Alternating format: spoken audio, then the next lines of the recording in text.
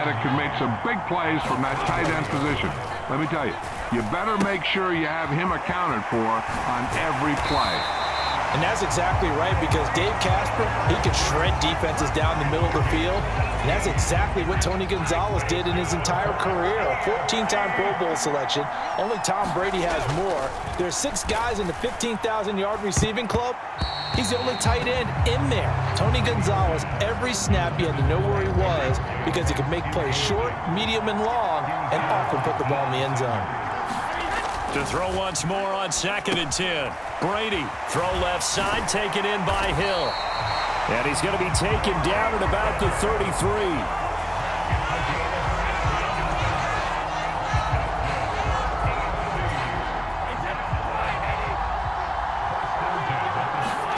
The final shot before half for Brady. Dancing to his left. Man open left side is Brown. And they're going to get this down to about... Coming up in the second half, we'll run through John's post-coaching triumphs. But for now, we present a special tribute to the man of the hour, narrated by the Raiders' own Trey Mosley. The AFC going to get the football first here as we are back underway from Oakland in the John Madden Legacy game. And a nice return sets him up pretty good here right at the 30-yard line. The offense for the AFC set to go now. And Charles, a scoreless first half. How does that change how you assess things here moving forward? Well, it doesn't change it a whole lot because, remember, it's still scoreless, which means you're starting from 0 again, so you just have 1 half to play instead of 2. What I would look at my play sheet, though, and see is something that maybe loosens things up for my guys, gets a smile on their faces, and gets them going to begin the second half. Third quarter, all tied up. This is 2nd and 10. Brady. A fight for it, and this is caught. What a catch. And even 30 yards on a play that began back at the 30. So now, Charles, to pick up the story we've been telling, John Madden at 42. He just completed a 10-year stint as the coach of the Raiders. He wants to step away a bit from the grind of coaching, but he doesn't want to step away from the game of football. So he ends up signing on with CBS in 1979 to try his hand at broadcasting. And much like his coaching career, he was pretty much an instant success. Partner, he really connected with the people right from the start, and people may not remember, he wasn't even on the #1 team in the beginning. He worked his way up. But the same things that made him a great coach made him a great broadcaster. The ability to show the big picture, yet break it down into the details. That's what he did with his teams. That's what he did with the people. That way, he was simple to understand, yet insightful for viewers. And did with that big personality that he had, one that connected with everyone. To throw again on 2nd down. Brady. And he's going to go down. They sack him back right around the 30. So for Coach Madden, Charles, by 1981, his broadcasting career is really taking off. He's elevated to the network's #1 booth that calls all the big matchups. And he gets the plum assignment of calling Super Bowl 16, 49ers and Bengals, and he's teamed up with Pat Summerall. And that pairing ultimately would go on to be one of the most influential in sports broadcasting history. Influential not just in us listening to them. Remember, they went on and called 8 Super Bowls together. But how they put together kind of the template that all of us broadcasters follow now. Sitting down with the head coaches and the quarterbacks and the stars of each team before a ball game to get extra information. And the way that those two paired together, Pat Summerall, short, concise, to the point, and turned it over to Coach Madden to fill in all the big details. It'll be a loss of a full 3 yards there, and it also brings up 3rd down. This defense is just flat getting after it. They have not given up much of anything in the run game. Case in point right there. Now Brady. And this pass broken up. Excellent coverage there on 3rd down, as that was not an easy one to hold on to.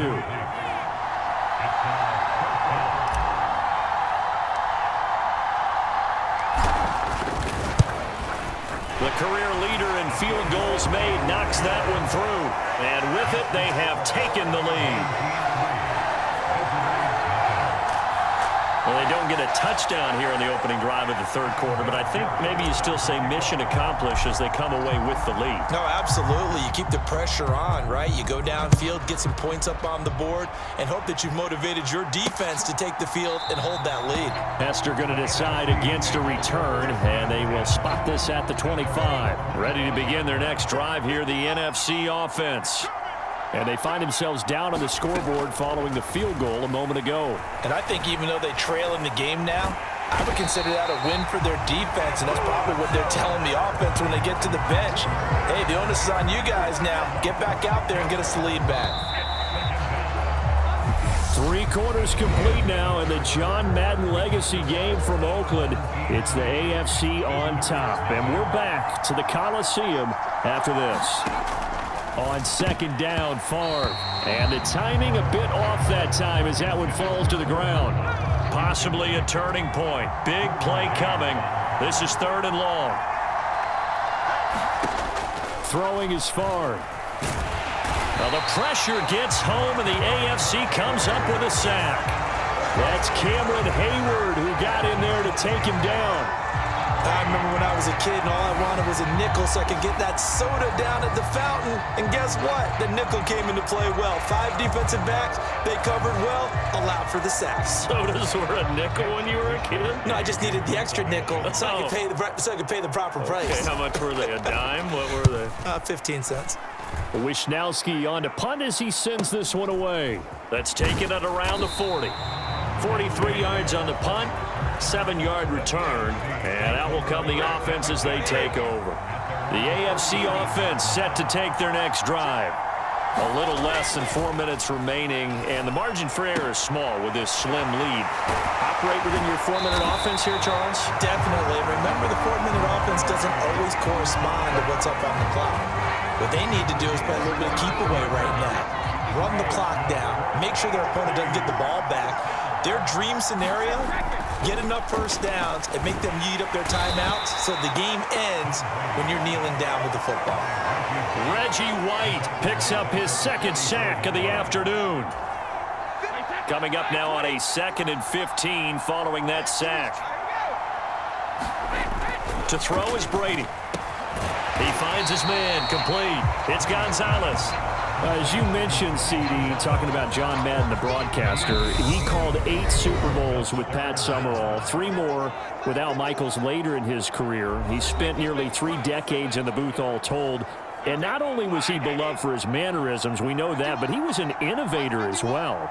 Yeah, Brandon, you're talking about things like the telestrator, which totally became identified with him, and now it's a staple for all analysts to have in the booth. And then you think about things like turducken on Thanksgiving, when he used words like boom and pow. He helped create the old Madden team. He was a very popular commercial pitch man. And even the Madden Cruiser was unique, and you had to be someone to get a ride on it, too. He'll take it inside the 25. And now with 1:52 to go, we get another pause in the action. A timeout here defensively.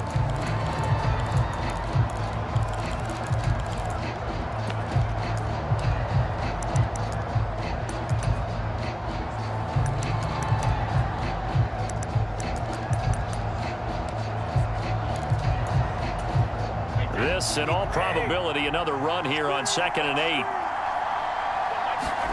Brady to throw. And incomplete on the deep ball. Now, CD, we did get a little ahead of ourselves talking about John Madden, the broadcaster in the 90s and 2000s, because there was another product during that time period that he became quite famous for, and something that you and I know a little bit about, and that's the video game that bears his name. Originally John Madden Football when it was first released back in the late 1980s, and now known the world over simply as Madden. And Coach saw this originally as a way to teach the game of football. The early designs were for a 7-on-7 game, but he said no chance. He would not sign off on it. He wanted to be as realistic as possible. He told him, call me when it's 11-on-11, and he got his wish. Yeah, after that debut, Madden the video game continued to pick up steam through the 90s in a big way, and John himself, many will remember, was a commentator for the series for many years. And now here we are in the 2020s, and this game has sold somewhere in the neighborhood of 150 million copies.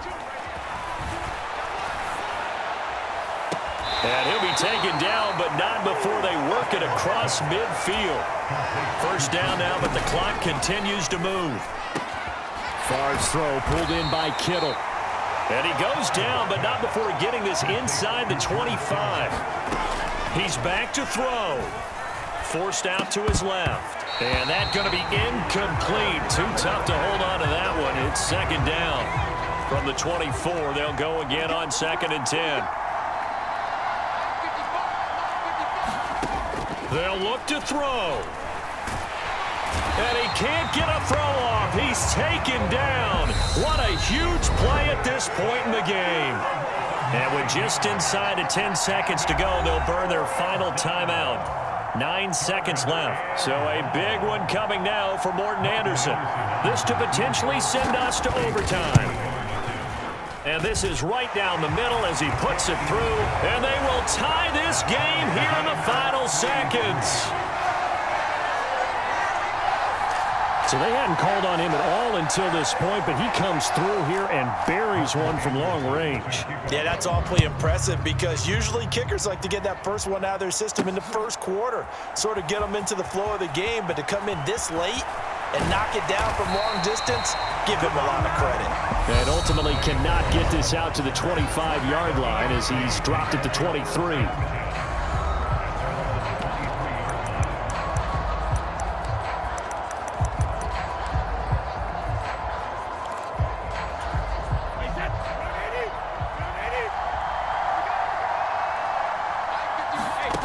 Now Brady. Escaping the pressure right. Now he's going to let it go deep right sideline. And that's going to wind up incomplete. However, we do have a flag down. Let's check in with our referee. That flag accepted, and it backs the offense up a little bit. And here in overtime, if the team that receives the ball scores a touchdown, it's over. If they don't, we can still have some.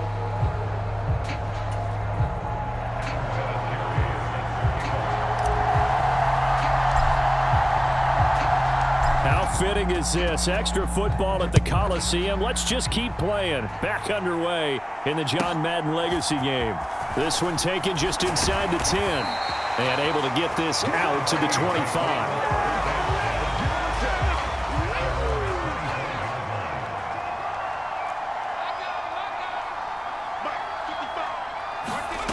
And they go play action with Favre. Going up top for Kupp.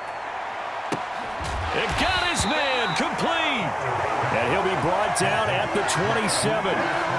Well, in overtime, I think Coach is always wondering, where's that magic line for my kicker? They're already in field goal range after that big play. I'm glad you brought that up because that magic line can change throughout the game. It's constantly being updated by teams. It starts with pregame. Okay, how do you feel? As the game goes on, they might ask him again, still feel that same number? Is it a different number? Right hash, left hash, what do you need? And that goes into the play calling at OT. Second down, and back they go to Sanders. It's a 6-yard run, leaves him with about a foot or so here still to go to hit the marker with third down coming up. And I know you, with every carry, especially in overtime, you're just saying, if you're that ball carrier, hold on to the football. Hold on to it, protect it, but not necessarily settling because you're trying to get to the end zone. You're trying to end the game right here. I know the defensive guys poking, clawing, raking, trying to knock the ball free and protect their end zone. Yeah, like you alluded to, especially this part of the field. They'll try and throw for it with Favre. And it's incomplete. They cannot convert, and they turn it over. The NFC's decision to go for it does not pan out. And as a result, possession switches hands. High throw, but the catch is made. And way up past the 35 before he's taken down. An ideal beginning of the drive there as they'll get 20 and a first down. Now Brady. And here is a leaping catch. He pulled it in. Another first down, this time on a gain of 19. So he hooked up